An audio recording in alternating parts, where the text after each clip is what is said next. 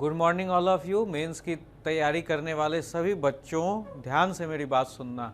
आज जब आप लोग टेस्ट दे रहे हो तो उसमें सबसे जो दिक्कत आ रही है वो है टाइम मैनेजमेंट की।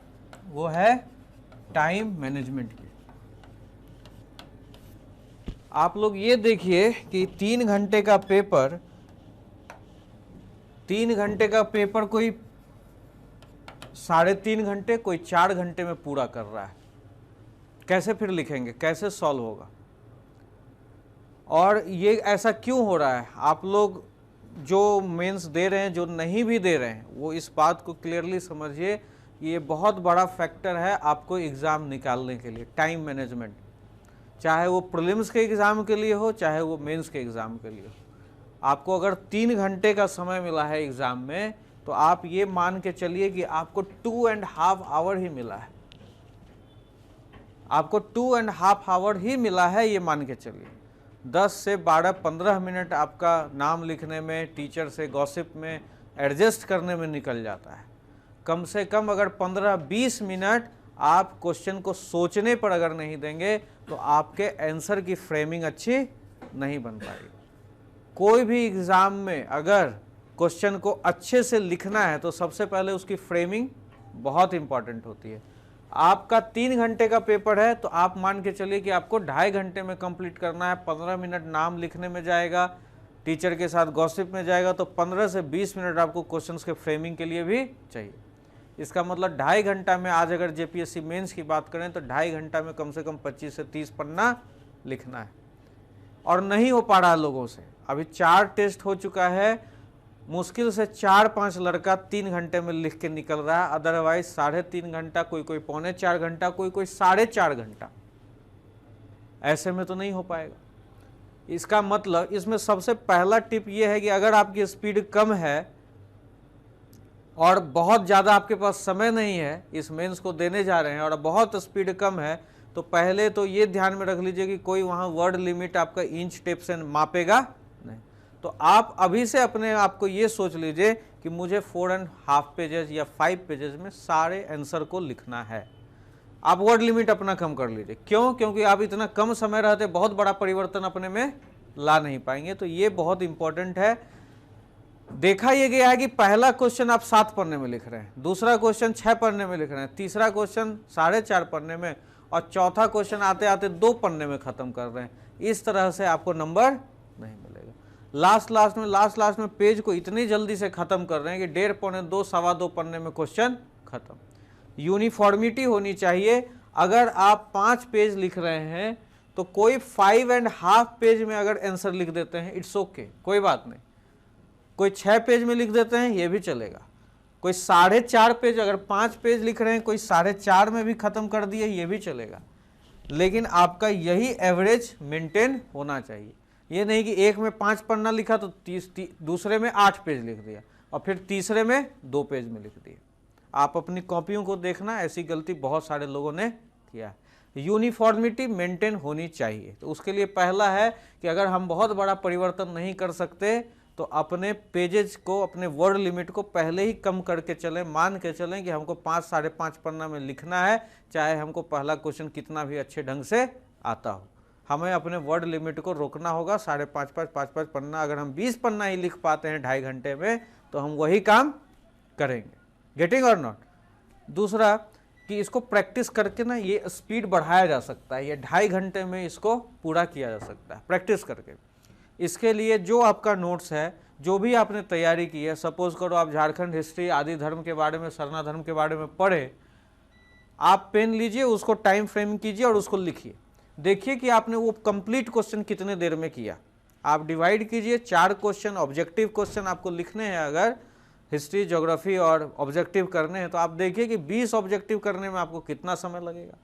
बहुत लोग ऑब्जेक्टिव के क्वेश्चन में एक का ए लिख के बहुत सारा डिटेल लिखने लगते हैं। प्लीज़ उसको मत कीजिए। पहले भी मैंने बतलाया है, पहले 1 का ए, 1 का बी, 1 का सी, जो लिखना है वो आप लिख लीजिए। फिर अपने 4 क्वेश्चन पे ध्यान दीजिए कि आप 4 क्वेश्चन कर लिए। अगर समय बच जाता है तो उसको एक्सप्लेन आप ऑब्जेक्टिव में कर सकते, क्योंकि वहाँ पर तो आपका सही और गलत पे नंबर है ना। अगर 20 वर्ड्स का क्वेश्चन होता कि 20 शब्दों में लिखिए तो हम उसको लिखते। हम उसको शब्दों में क्यों लिखें? तो गलती बिल्कुल भी इस तरह की मत कीजिए, क्योंकि आपका समय आपके लिए इंपॉर्टेंट है, समय आपको बचाना है। तो 4 क्वेश्चन आप ये देखिए कि हम कितने देर में कर पा रहे हैं, 2.5 घंटे में हम कर पा रहे हैं या नहीं। और ऑब्जेक्टिव के लिए अगर आप आधा घंटा रखे हैं और 30-30 मिनट अगर आप दे रहे हैं, इसका मतलब एक क्वेश्चन को आप 30 मिनट दे सकते हैं। Getting or not? तब जाकर आपका 2.5 घंटे में आधा घंटा ऑब्जेक्टिव हो गया, 30-30 मिनट, तो 2.5 घंटे में आपने अपना पेपर पूरा करें। टाइम तो बहुत है, लेकिन फिर भी लोग नहीं लिख पा रहे हैं, इसका मतलब है कि प्रैक्टिस का कमी है। जैसे ही आपने आदि धर्म सरना धर्म अभी तैयार कर लिया, आप उसको लिखिए। देखिएगा कि पहली बार लिखने में आपको वो 40 से 50 मिनट, 50 मिनट से भी ज़्यादा समय ले सकता है। दूसरी बार जैसे ही आपने उसको लिखा, वो समय घट जाएगा, 35 मिनट पे आ जाएगा। तीसरी बार जैसे ही आपने लिखा, वो आपका 22 मिनट से 23-24 मिनट तक हो जाएगा। इसका मतलब है कि जो भी आपने प्रोबेबल क्वेश्चंस गेस किए हैं, मान लो कि अगर हिस्ट्री में आप 5-6 क्वेश्चन तैयार करके जाना चाहते हो कि इससे आएगा और इसी से हमको लिखना है, पॉलिटी का आप 10 क्वेश्चन 12 क्वेश्चन तैयार किए हो, तो अब जो लास्ट 1 मंथ का समय है, ये उन क्वेश्चंस पर ध्यान देने की जरूरत। कोई अभी सिनॉप्सिस काम आपका नहीं चलेगा। आप मन में सोचिए और उसको लिखिए। आपके पास अभी सिनॉप्सिस बनाने का अब समय नहीं है, आपके पास अब आपको लिखना है। आपके पास सिनॉप्सिस बनाने का समय अब नहीं है। अब आपको एक क्वेश्चन तैयार कर लिए, आदि धर्म के बारे में पढ़ लिया, पढ़ने के बाद उसको मन में सोच लिया, तो लिखिए। उसी क्वेश्चन को 3 बार लिखिए लगातार। पहले बार 50 मिनट में लगेगा, 10 मिनट का ब्रेक ले लीजिए, फिर लिखिए, देखिएगा वही 35 मिनट में हो जाएगा। फिर तीसरी बार लिखेंगे, वो 23 से 24 मिनट तक आ जाएगा। जब ऐसा किसी भी क्वेश्चन के साथ होने लगे कि तीसरी चौथी बार में वो 22-23 मिनट में कंप्लीट होने लगा, तो आप अपनी तैयारी को पूरी मानिए, अगले क्वेश्चन पे चलिए। वो पॉलिटी हो गया, उसके बाद चलिए ज्योग्राफी पे चलते हैं। ज्योग्राफी में भी आपने 2 सेक्शन तैयार किया, मान लीजिए टारगेट करके कि हमें ए सेक्शन और डी सेक्शन से करना है, तो कुछ कुछ प्रोबेबल क्वेश्चंस आपको तैयार करने हैं, और उन्हीं प्रोबेबल क्वेश्चंस को अपने इस लास्ट 1 मंथ में आपको बार बार लिखना है। ये बात समझ में आ रही है या नहीं आ रही? Only you have to write all those probable questions which you have prepared, nothing more than that in this last 1 month. There is no use of making synopsis right now. अब सिनॉप्सिस बनाने का कोई मतलब नहीं है। अब आपने जो भी पढ़ा है, जो भी नोट्स का रिवीजन किए हैं, अगर आप रिवीजन कर रहे हैं, घर में कंबल के नीचे घुसे पड़े हैं और बुक लेके पढ़ रहे हैं, गलत तरीका है। आप टेबल चेयर पर बैठिए, कोई टॉपिक अगर आप तैयार करते हैं, उस टॉपिक को एक बार लिखिए, फिर 10 मिनट का ब्रेक लेके दूसरी बार लिखिए, फिर 10 मिनट का ब्रेक लेके तीसरी बार लिखिए, तब जाके आपका ये मेंस का प्रिपरेशन अल्टीमेट लास्ट टाइम में निखार आएगा। Getting or not? और ये है आपका प्रैक्टिस का तरीका। आप कितना पेन खत्म कर रहे हैं, मजा आएगा आपको लिखने में। अगर 1 पेन खत्म हुआ, 2 पेन खत्म हुआ, 3 पेन खत्म हुआ, you will enjoy writing things. इसलिए अच्छे पेन ला कर रखिए और लास्ट टाइम में एक टॉपिक को पढ़ने के बाद लिखिए, बार बार लिखिए, पेन को खत्म करिए and enjoy the mains preparation. Getting or not? Time management के लिए बहुत बड़े फिलोसफर, बहुत बड़े MBA गुरु बहुत कुछ लिखते हैं, लेकिन इस समय JPSC मेंस के समय आपको यही मेंस आंसर राइटिंग प्रैक्टिस काम देगा। क्लियर और नॉट? एक हैबिट आप अभी साथ साथ में कर सकते हैं इस लास्ट 1 मंथ के प्रिपरेशन में, कि जब आप सुबह उठते हैं, सबसे पहले सोने का और उठने का टाइम आपका फिक्स होना चाहिए। अगर आप 12 बजे सो रहे हो, तो आप ये फिक्स करो कि आप 7 बजे उठ रहे हो, 7 बजे सुबह उठ रहे हो। ये दोनों टाइमिंग आपका फिक्स होना चाहिए। 7 घंटे का साउंड स्लीप लेना है तो लेना है।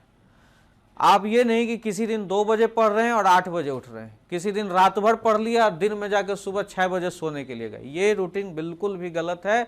ये आपको लास्ट टाइम में दिक्कत करेगा, बहुत प्रॉब्लम पहुंचाएगा।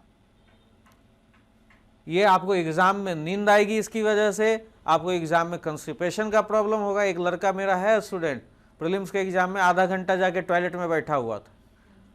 इसलिए इस तरह की दिक्कत आपके साथ ना हो जाए, सर दर्द ना करे, कंस्टिपेशन ना हो जाए, पेट खराब ना हो जाए, आपको सोने और उठने का समय फिक्स करना होगा।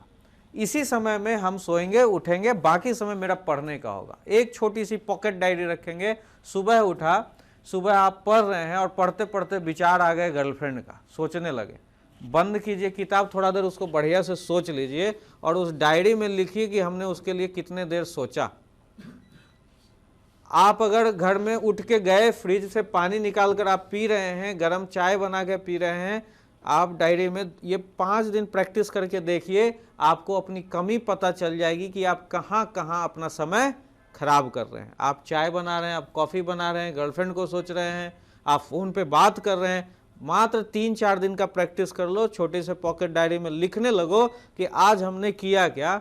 यू विल फाइंड आउट कि आप सोच रहे हैं अरे वाह वाह तो दिन भर पढ़ रहा हूँ घर में। जैसे आप लास्ट टाइम में लाइब्रेरी नहीं आ रहे हैं, कुछ अकल के दुश्मन, लास्ट टाइम में वो इतने होशियार हो गए कि अब वो लाइब्रेरी उनकी ज़रूरत नहीं रही। वो कंबल के नीचे, रजाई के नीचे घुस के पढ़ रहे हैं और उनकी पढ़ाई बिल्कुल भी नहीं हो रही होगी, ये मैं जानता हूँ। जब तक आप अपने आप को डिसिप्लिन में नहीं रखेंगे, आपकी पढ़ाई नहीं होगी।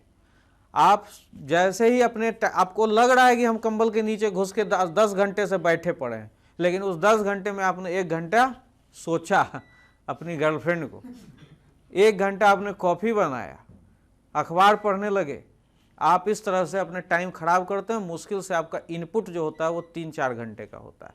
अभी मैक्सिमम हम लोगों को पढ़ना है, मैक्सिमम काम करना है। ये 1 मंथ, जिस तरह शाहरुख खान कहता है चक दे इंडिया में कि मुझे 70 मिनट दे दो, उसी तरह मुझे आप लोग 1 महीना दे दो। ये 1 महीना जो है आपकी लाइफ को बदल सकता है, तो क्यों ना हम इसको मैक्सिमम यूज करें। तो मैक्सिमम कैसे यूज होगा? ऑब्वियस है, अपने टाइम को हर जगह फाइंड आउट करना पड़ेगा कि हम कहाँ बर्बाद कर रहे हैं। फ़ोन पे बर्बाद कर रहे हैं, या चाय बनाने में बर्बाद कर रहे हैं, या सोने में बर्बाद कर रहे हैं, या सोचने में बर्बाद कर रहे हैं।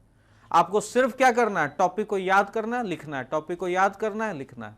तो आप अगर 4 दिन 3 दिन भी अगर ये डायरी में मेंटेन कर लेते हैं कि हमने कहाँ कहाँ अपना समय बर्बाद किया, चौथे दिन से आप रियलाइज़ करेंगे कि हम कितना काम कर रहे हैं, और वही आगे का 25 दिन आपका डिसिप्लिन में आ जाएगा। तो डिसिप्लिन में जैसे ही आ गए, आपकी वर्क एफिशिएंसी बढ़ जाएगी और आप आगे से और लोगों से आगे निकल जाएंगे।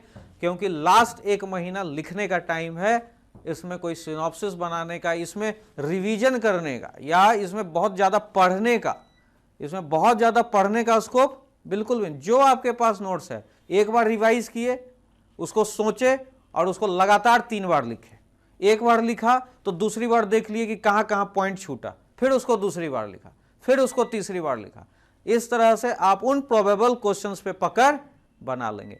तो अभी मेंस का जो खेल है वो है हिस्ट्री ज्योग्राफी के प्रोबेबल क्वेश्चंस पे पकड़ बनाओ, पॉलिटी के प्रोबेबल क्वेश्चंस पे पकड़ बनाओ, इकोनॉमिक्स के प्रोबेबल क्वेश्चंस पे पकड़ लगाओ, साइंस में जो जो एक्सपेक्टेड क्वेश्चंस है उसको 3-3 बार लिखो। ये लास्ट 1 मंथ उसी का खेल है, ठीक है। तो wish you all the best. जो मेंस दे रहे हैं अपना ध्यान इसी तरह से लगाएं, और उम्मीद करते हैं कि जल्दी हम लोग इंटरव्यू प्रिपरेशन के लिए मिलेंगे। चलिए, ऑल द बेस्ट।